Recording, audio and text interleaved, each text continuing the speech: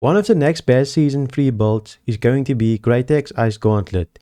In this video, I'm going to cover my Greatex and Ice Gauntlet build. Starting with the Greatex, of course we're going to use the Abyss Greatex. It scales from Intelligence. And with the Ice Gauntlet, we're going to use a basic Ice Gauntlet. So let's go over the perks. The Abyss Greatex is basically going to have one extra perk that you can roll, or you can get an extra gem slot. For me, I'm going to either roll Transient Strikes or get an extra rune slot. I think I'm going to go with extra rune slot and just craft opal in it. So for example, rune glass of the Abyssal with an opal in it.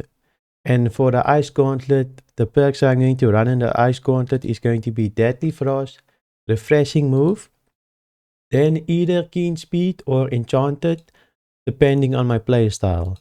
If I go with Pylon, I will go Keen Speed. And if I go with Ice Storm, I will run Enchanted in my Ice Gauntlet. And for the gem in the Ice Gauntlet, I will run Rune Glass of Electrified Amethyst. So this whole build will scale off void damage, since the Abyss Greatex also scales from void damage.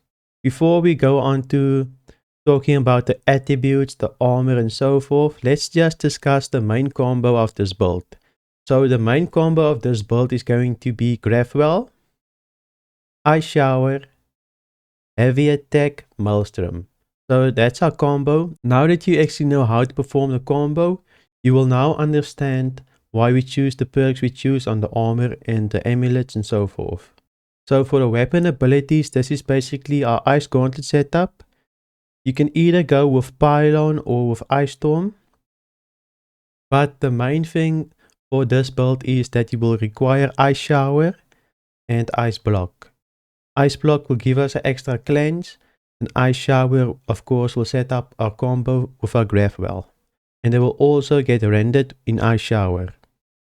For our Greatex abilities, we're basically going to use Charge, Maelstrom and Grathwell. So that's our basic setup, that's our main page. You can also go with Bloodlust, but I wouldn't recommend it, since you're also going to use your Greatex to fight in clumps. I would say that Bloodlust is probably better for your combo, but Mauler's Fury has such a great benefit when fighting 1v1s or in groups. And you're not always going to pull off just your combo and run away, you're also going to fight in clumps and so forth. Now let's move on to the armor. You can play this build in light, heavy, medium. Depending on your playstyle, I prefer medium, so I'm going to play this build in medium. So what's the perks on the armor that we're going to utilize? I would say the number one perk that you should look for is health. Void Harness will actually increase your damage by 2%.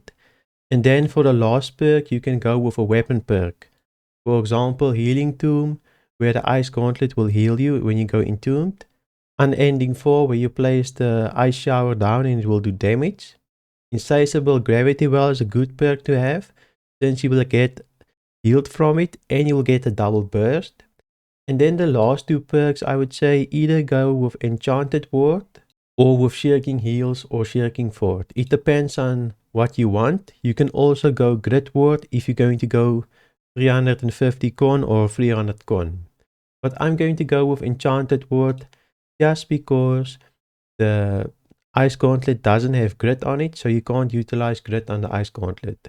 The rune glass I'm going to use in my armor is going to be rune glass of Abyssal Opal, which will increase our void damage, and of course I'm going to use onyx gems in my jewelry. Now let's move on to the jewelry and cover all of the jewelry perks. For our amulet, we're going to use health, stamina recovery and refreshing recovery. With refreshing recovery, basically when you go half health, all your cooldowns get resetted. This is really valuable since when you do a combo and maybe the enemy attacks you, you get half health, you just redo your combo. So it's like a double burst. And stamina recovery will just give you extra stamina when you go half health, and the health on the amulet is really important since health in the next patch is really strong. Let's move on to the ring. Of course, we're going to use void damage on the ring since this build is a void damage build. Your Greatex scales from void, Our armor boosts our void damage, our ring boosts our void damage. Everything just scales from void damage. Also, with the next patch, we get a new perk called Purifying Heart. Basically, when you pop your heart rune, all dots and effects get cleansed. So this is a really strong perk that we're going to use. Another perk that we're going to require is Hearty. So you can see we have a lot of stamina on the build and a lot of cleanses. Since the Ice Block cleanses us and our Heart Rune cleanses us. So the perks on the earring that we're going is Healing Heart. We're going to get healed when we pop our Heart Rune or our ultimate ability, as some people say. We're also going to go with Regen, since Regen is really strong. And Fortifying Toast. Whenever you pop a potion, you can fortify. We can also replace our earring with the artifact called Endless Thirst. This basically makes all your pots 33% stronger, but your cooldown on your pots will be 20% longer. So I would recommend going Refreshing Toast as your last perk on your artifact. This will reduce your cooldowns on your pots and make the Endless Thirst earring just much stronger. Now let's cover heart runes. There's a few heart runes you can use. You can use Heart Rune of Grasping Vines. This will place a rend on them and a weaken when you use it. Or if you're more defensive, you can go Stalwart Heart Rune of Stoneform. This Heart Rune will heal you and give you Fortify. And the last Heart Rune you can use is Brutal Heart Rune of Detonate. This Heart Rune will give you movement speed, and the explosion of the Heart Rune will deal more damage. But also you will take more damage. So this is a really risky Heart Rune to run, but it will work well with your combo. Of course, with the attributes, we're going to go full int, so 350 int, and the rest we're just going to place in health. So 350 intelligence with 250 health. Again, just to state the main combo of this build, it is Gravwell, Ice Shower, Heavy Attack, Maelstrom, and you should be able to wipe most mediums and lights. With heavy you might have a little bit of trouble, you might just have to mow them down with your Great Axe, or use the perk on your amulet called Refreshing Recovery, get yourself half health and just do another combo on them. And you can just repeat this combo over and over. This build doesn't have refreshing on it, but you can go refreshing on it by swapping out the Void Harnessing. So if you have an armor artifact you want to use, maybe swap out one Void Harnessing for refreshing or just a weapon perk. It's up to you. This build is as flexible as it can get.